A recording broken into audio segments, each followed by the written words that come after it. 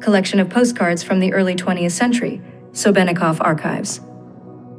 The future collector, or Vasilievich Sobennikov, 1898 to 1968, was born in the tiny Transbaikal town of Troitskosavsk-Kyakhta, on the border of Russia and China. Curious by nature from childhood, he collected postcards, coins, and stamps, and left behind significant collections of them. In 1903, Orr came to Central Russia for the first time, and under the impression of this multi-day journey, his collection of trains gradually assembled.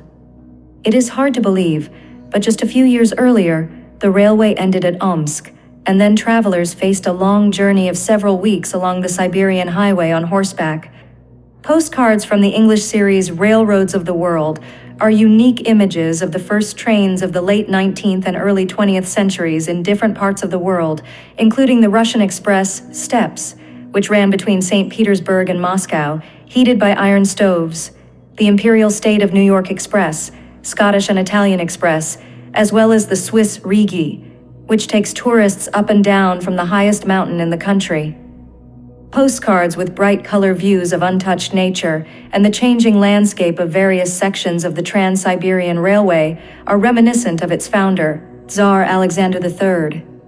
In the very center of Paris, an impressive architectural monument to the Russian monarch in the form of a bridge with columns and sculptures is a memory of the former greatness of Tsarist Russia.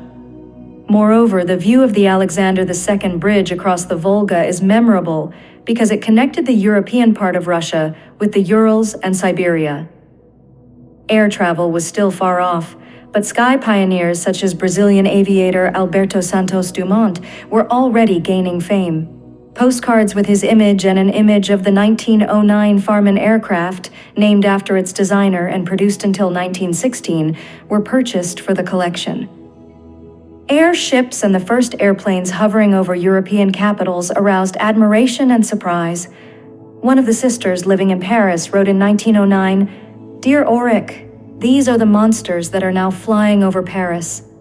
Her sister from Berlin reported that a flight on an airship over the city cost 200 marks.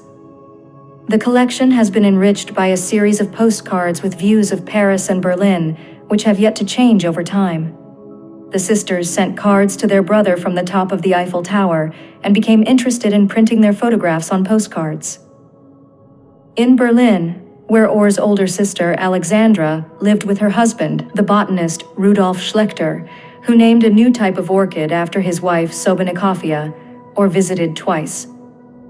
"What a pity that you are not here. Luna Park is all shining with electricity," the sister wrote to her brother in Moscow in May 1912. The famous Luna Park, opened in 1910, was visited by more than 1 million people in the first 2 months. Over time, Sobennikov's collection, like his interests, expanded exponentially. The very contents of the collection speak of a distant time. Forgotten paintings or unfamiliar works of art, ancient architecture, and military history, including the Russo-Japanese War of 1905, social history and ethnography, topical cartoons, etc. Many postcards were sent by relatives from their trip around the world, and each of them tells its own unique story. So, in addition to the well-known pyramids, Egypt has the City of the Dead, or the Cairo Necropolis, a huge Islamic cemetery in the southeast of Cairo, where tombs, mausoleums, and crypts stretch over 6 kilometers. Milan's Cimitero Monumentale is an open-air museum with luxurious marble tombstones and the burial sites of many celebrities, including Giuseppe Verdi and Arturo Toscanini. The ancient ruins of Pompeii, the canals of Venice, and many Italian villas attracted attention in Italy. Villa Gregoriana is a picturesque gorge with a 120-meter waterfall. Villa d'Este in Tivoli, a suburb of Rome, is an architectural masterpiece of the 16th century that inspired Peter the Great to create the luxurious Peterhof. The Sicilian Amphitheater in Syracuse, carved from living rock at the end of the 1st century BC, is a former arena where gladiators once fought with wild animals, attracting thousands of spectators. There are postcards with views of various famous European hotels and hotels in Southeast Asia. Calface Hotel in Colombo and Raffles, Singapore are symbols of style and chic of the early 20th century. The Singaporean was the first hotel in the region with electric lighting and fans, with a ballroom that at one time surprised with its sophistication and beauty. It is challenging to collect more than 350 copies of postcards in full. During the 120-year period, they changed the area and Russian cities beyond recognition, adding unique value to the collection. A striking example of this is the view of the old suburb of Yakutsk, of which nothing remains to this day. Many postcards were issued for educational purposes.